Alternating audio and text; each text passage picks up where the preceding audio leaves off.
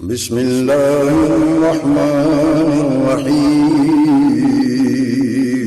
شروع اللہ کے نام سے جو بڑا مہربان نہایت رحم والا ہے۔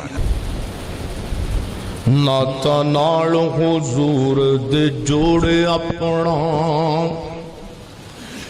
تے جڑا کسے بھی قیمت چ ٹوٹدا نہیں، اپنے دل دی کیاری وچ لا توحید دا بوٹا، جنوں قبر دے وچ وی کوئی پھٹدا نہیں، تے جیڑی جگہ تے پڑھیا قرآن جائے، ڈاکو چور بھی اس مکان نو لٹدا نہیں، او پاوے کلی دا نہ روے ککھ یارو، ساتھو دار کریم دا چھوٹدا نہیں۔ السلام علیکم، بسم اللہ الرحمن الرحیم۔ دوستو، آج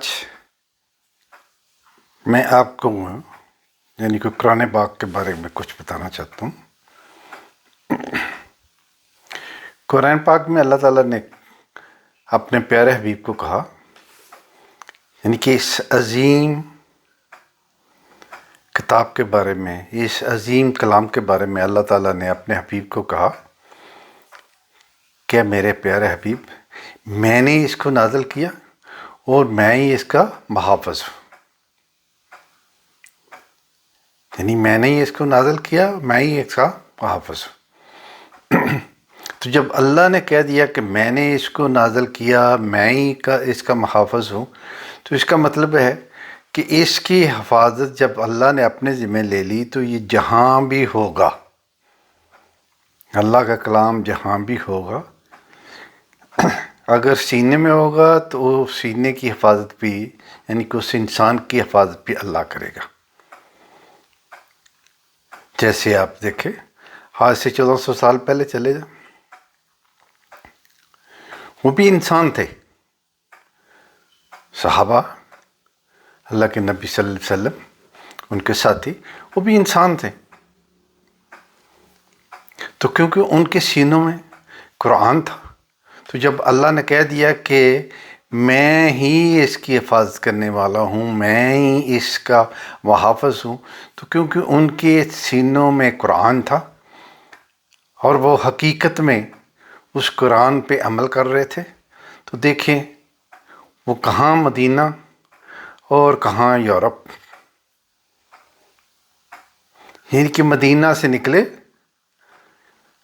تو یورپ تک چلے گئے۔ تو یہ وہ نہیں تھا کہ وہ جہاز پہ بیٹھے یا انہوں نے میزائل کو بنائے ہوئے تھے، نہیں، اس وقت پیدل کا سفر تھا، اونٹوں اور گھوڑوں پہ سوار ہو کر۔ تو پھر یہ نہیں تھا کہ یہاں سے وہ بھاگتے ہوئے گئے، وہ اسپین پہنچ گئے ہیں یا وہ یورپ میں پہنچ گئے ہیں یا دنیا کے اس کارنر میں پہنچ گئے ہیں، نہیں، وہ جنگیں لڑتے ہوئے، یعنی کہ وہاں پہنچے ہیں لڑتے ہوئے، کہ جہاں بھی انہوں نے اللہ کا پیغام پہنچایا، اگر کسی نے مان لیا تو فابیا، اگر نہیں مانے تو پھر ان کے ساتھ مقابلہ کیا، جنگ کی، اور اللہ کے فضل و کرم سے فتح حاصل کرتے کرتے کہاں تک پہنچ گئے۔ کیوں؟ جب اللہ نے وعدہ کیا کہ میں ہی اس کی حفاظت کرنے والا ہوں، تو ان کے سینوں میں قرآن تھا، وہ حقیقت میں قرآن کو، یعنی کہ اللہ کی حفاظت سمجھتے ہوئے انہوں نے اپنے سینوں میں اس کو محفوظ کیا ہوا تھا، اور اس پہ وہ عمل پیرا تھے۔ تو وہ کیا، وہ خوب کہا نا علامہ اقبال نے کہ انہوں نے قرآن کو اپنے سینوں سے لگایا تو وہ یعنی کہ افضل بن گئے۔ آج ہم نے قرآن کو چھوڑ دیا تو ہم ذلیل و خوار ہو گئے۔ تو اس وقت کیا تھا کہ وہ اس قرآن کی حفاظت کر رہے تھے، اللہ ان کی حفاظت کر رہا تھا۔ تو دیکھ لیں وہ کہاں کے کہاں پہنچ گئے۔ تو میں یہاں ایک چھوٹا سا آپ کو واقعہ سناتا ہوں کہ جب بیت المقدس ان سے فضا نہیں ہو رہا تھا، انہوں نے اس کا یعنی کہ محاصرہ کیا ہوا تھا، تو تقریباً 1 مہینہ گزر گیا تو کوئی بات نہیں بنتی تھی فلسطین کی کہ فلسطین کو. تو وہ جو وہاں ان کے تھے پادری وغیرہ، تو انہوں نے کہا کہ بھائی دیکھو تم یہاں سال بھی بیٹھے رہو گے تو تم یعنی کہ فلسطین کو فتح نہیں کر سکو گے. ہاں ایک طریقہ ہے کہ اگر واقعی آپ کا خلیفہ جو ہے عمر ہے رضی اللہ عنہ، تو ان کو بلاؤ، وہ ہمارے سے بات کریں. اگر وہ ہماری کتابوں کے مطابق وہی عمر ہوں جو ہمیں ہماری کتابوں میں بتایا گیا ہے، تو پھر کوئی لڑائی نہیں ہوگی. تو وہ جو وہاں کمانڈر تھے، انہوں نے جب لیٹر بھیجا حضرت عمر فاروق رضی اللہ عنہ کو کہ مدینہ میں، ابھی دیکھیں نا بیت المقدس سے یعنی کہ فلسطین سے لیٹر کو یہ نہیں کہ ہوا میں آیا بائی ایئر آیا، پھر وہی گھوڑے پہ کتنا ٹائم لگا، کتنے مہینے لگے ہوں گے، مہینہ لگا ہوگا، 10 جتنا بھی لگا ہوگا، پھر وہ آئے تو گرمی بہت تھی. تو جب حضرت عمر فاروق رضی اللہ عنہ کو وہ لیٹر دیا گیا کہ بھائی ایسے ایسے انہوں نے کہا ہے کہ بھائی آپ آئیں، تو انہوں نے اپنے یعنی کہ باقی ساتھیوں کے ساتھ یہی سمجھ مجلس شورا کے ساتھ صلاح مشورہ کیا کہ بھئی کیا کرنا چاہیے. تو انہوں نے زیادہ نے یہی کہا کہ وہ صرف ٹائم گین کرنا چاہتے ہیں، آپ کے جانے سے بھی کچھ نہیں ہوگا. وہ ٹائم گین کرنا چاہتے ہیں تو آپ نہ جائیں اتنی گرمی میں. تو حضرت عمر فاروق رضی اللہ عنہ نے بڑا پیارا جواب دیا کہ اگر ایک عمر کے جانے سے ہزاروں جانیں بچ جائیں تو یہ سودا کوئی مہنگا نہیں ہے. تو انہوں نے اپنا ایک ساتھی لیا یعنی کہ ساتھ غلام لیا اور وہ فلسطین کے لیے روانہ ہو گئے. ابھی دیکھیں ایک وقت کا بادشاہ خلیفہ وہ جا رہے ہیں اور ساتھ کوئی فوج نہیں لے کر جا رہے، ساتھ گنے نہیں جا رہی، ساتھ بندوقیں نہیں جا رہی، کلاشن کوفیں نہیں جا رہی، یا کوئی قافلہ نہیں جا رہا کہ بھئی ان کی حفاظت بھی کرنی ہے، صرف خود اور اپنا نوکر ہیں. آدھا سفر وہ اوپر اونٹ پہ بیٹھیں گے، آدھا سفر یہ بیٹھیں گے. یعنی کہ دیکھیں یہ وہ لوگ تھے جنہوں نے قرآن پہ عمل کیا، یعنی کہ انہوں نے جو اللہ نے قرآن میں کہہ دیا اس کو منوان. یہ نہیں ہے کہ آج کا آدمی جو ہے نا، آج کا مسلمان وہ کیا کرتا ہے کہ جو اس کی مرضی کا ہوتا ہے وہ لے لیتا ہے، جو اس کی مرضی کا نہیں ہوتا نا وہ اس کو چھوڑ دیتا ہے. اس کے لیے وہ بڑے بہانے، وہ پتہ نہیں کدھر سے پھر حدیثیں نکالیں گے، روایتیں نکالیں گے کہ نہیں یہاں تو یہ روایت لگتی ہے، یہاں یہ روایت لگتی ہے. تو اس وقت وہ روایت وہ حدیث صحیح ہوتی ہے. تو اگر کسی دوسری جگہ پہ کوئی اس کے اپوزٹ چلنا ہو تو پھر وہی حدیث یا روایت جو ہے نا یہ کیا ہے جی یہ ضعیف ہے جی. تو آج کا مسلمان جو ہے نا اس لیے مار کھا رہا ہے کہ یہ دین کو اپنی مرضی سے یعنی کہ جہاں فکس ہوتا ہے وہاں کر لیتا ہے، جہاں نہیں ہوتا وہاں سیاست کو لے آتا ہے یا اپنی مرضی لے آتا ہے. تو اس وقت یہ نہیں تھا.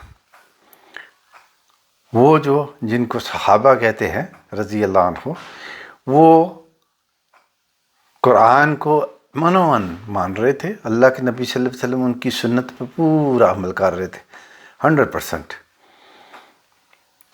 تو کیا ہوا کہ وہ انہوں نے دنیا فتح کر لی. جب وہ ان کا دور ختم ہوا تو اس کے بعد دیکھو نا کیا شروع ہو گیا.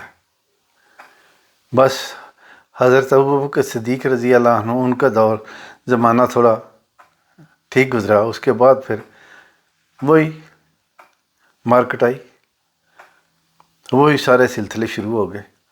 تو یہاں تک کہ جب حضرت علی رضی اللہ عنہ ان کا وقت آیا تو پھر تو ہر طرف انتشار ہی انتشار تھا. یعنی پھر کیا ہوا تھا، وہ مکس ہو گئے تھے. وہ صحابہ بیچارے جو تھے نا ان میں یعنی کہ جو یہود تھے انہوں نے ان کی سازش کے ساتھ انہوں نے یعنی کہ منافقین زیادہ شامل ہو گئے تھے، تو اس لیے کیا ہوا کہ پھر ان کو یورپ سے واپسی کا ٹکٹ ملا. پھر یہ وہاں سے یعنی کہ نکلتے آج دیکھو نا، یہ تھوڑے سے ملک ہیں، یہ بھی یعنی کہ سب میں لیں گے وہ کیا ہے تحفے میں دیے گئے ہیں.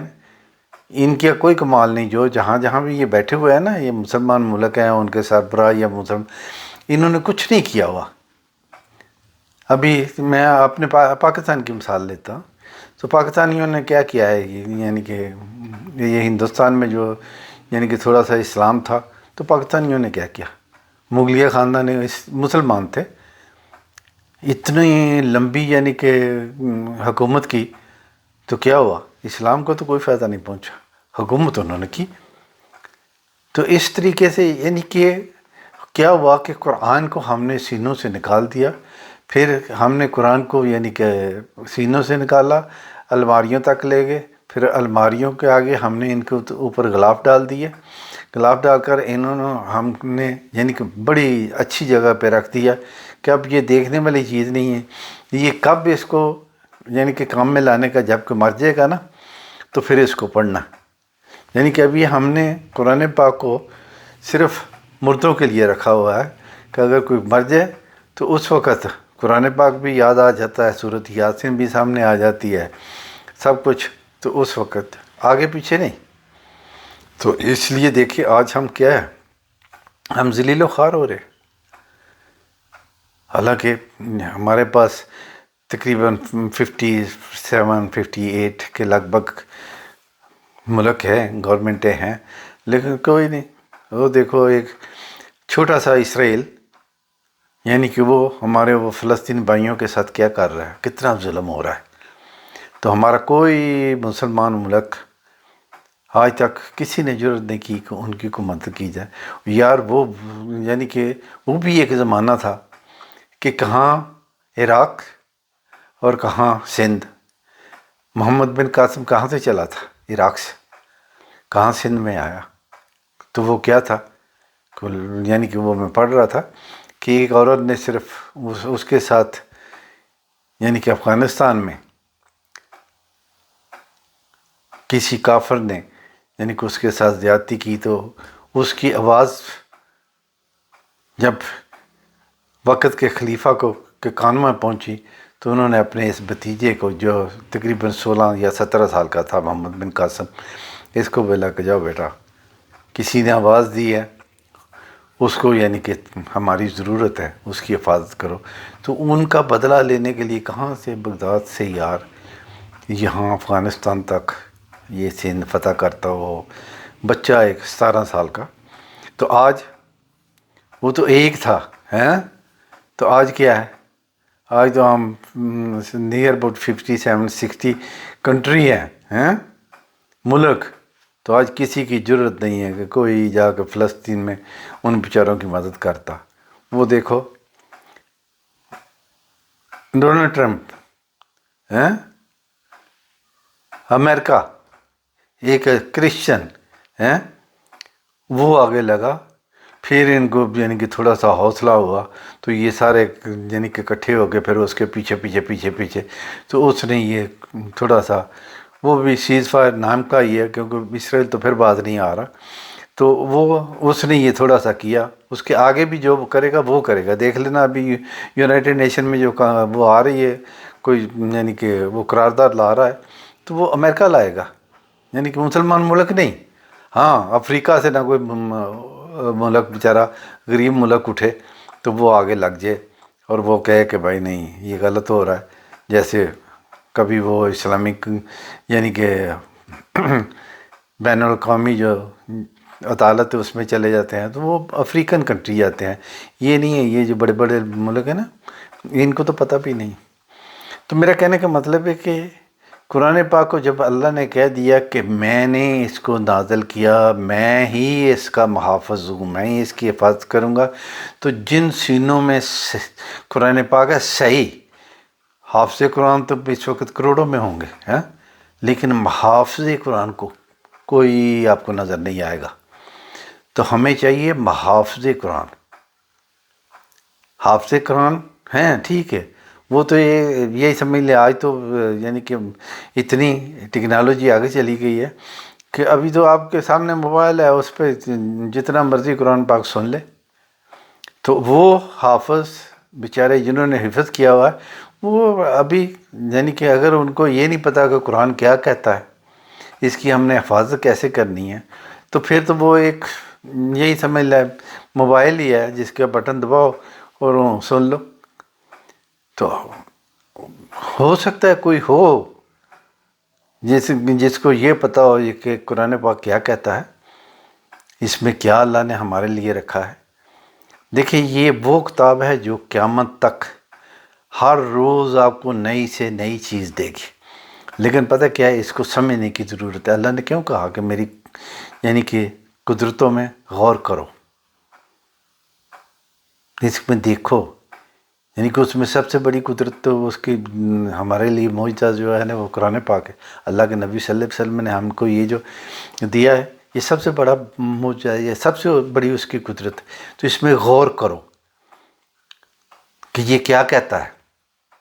لیکن ہم تو اتنے یعنی کہ بے پرواہ لاپرواہ ہوئے ہیں، کبھی تو اس کا پتہ ہی نہیں بیچارے کا یہ کیا کہتا ہے کہ اس کو تو ہم نے اس میں وہ ٹھیک، میں یہ یہاں دیکھ رہا ہوں کہ اگر شام کو سوتے وقت آپ صرف اتنا اپنا احتساب کریں کہ دیکھیں کہ آج میں نے دن میں کتنا یوٹیوب دیکھا، کتنا واٹس ایپ دیکھا، کتنا انسٹاگرام دیکھا،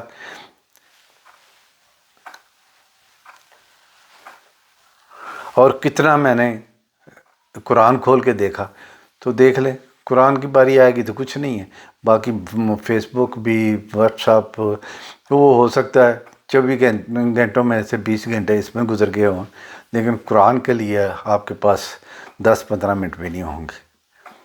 تو میرے بھائیوں، اگر آپ نے یہ زندگی اور آخرت کو کامیاب کرنا ہے تو صرف اور صرف اللہ کی کتاب ہے اور اللہ کے پیارے حبیب صلی اللہ علیہ وسلم ان کی سنت ہے۔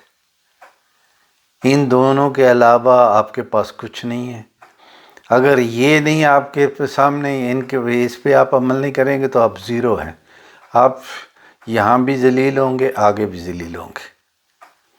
تو ابھی اگر آپ کے سانس چل رہے ہیں، آپ کے پاس سا بھی ہیں اور راہ بھی ہیں، ابھی تم کر سکتے ہو، لیکن کل اللہ نہ کرے کوئی مریض ہو جاتا ہے، کوئی بیمار ہو جاتا ہے، کوئی یعنی کہ ایسی اس کو بیماری لگ جاتی ہے، پھر وہ کچھ نہیں کر سکے گا۔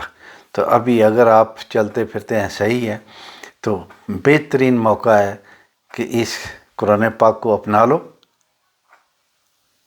اس کو یعنی کہ مزید جب آپ غور کرو گے تو حدیث جو ہے نا سنت رسول صلی اللہ علیہ وسلم، وہ اس کی تشریح ہے، یعنی کہ آپ کو قرآن پاک کی تشریح اس میں ملے گی۔ تو ان دونوں کو، اللہ کے کلام کو اور اللہ کے حبیب صلی اللہ علیہ وسلم ان کی سنت کو اپناؤ اگر کامیابی چاہتے ہو۔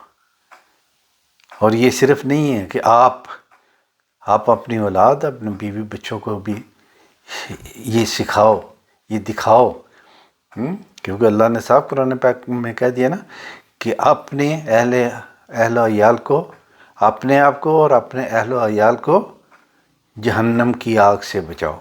تو آگ سے بچنے کا بہترین طریقہ کیا ہے؟ قرآن پاک کو اپنا لو اور سنت کو اپنا لو اگر آپ کامیابی چاہتے ہو۔ تو دوستو، یہ آپ کے لیے آخری چانس ہے، جب آپ کی آنکھیں بند ہو جائیں گی پھر کوئی چیز آپ کے کام نہیں آئیں گی۔ آج آپ کی آنکھیں کھلی ہوئی ہیں، یعنی کہ پنجابی میں کہتے ہیں نا، آج راہ بھی ہے تو ساہ بھی ہے، تو انہیں راہ تے ساہ نو استعمال کرو، تو انہیں دونوں چیزاں نو اپنا لو، اللہ دے کلام نو تے اللہ دے حبیب صلی اللہ علیہ وسلم انہاں دی سنت نو، تو انشاءاللہ تسی اتھے بھی کامیاب، اب اگے بھی کامیاب۔ والسلام۔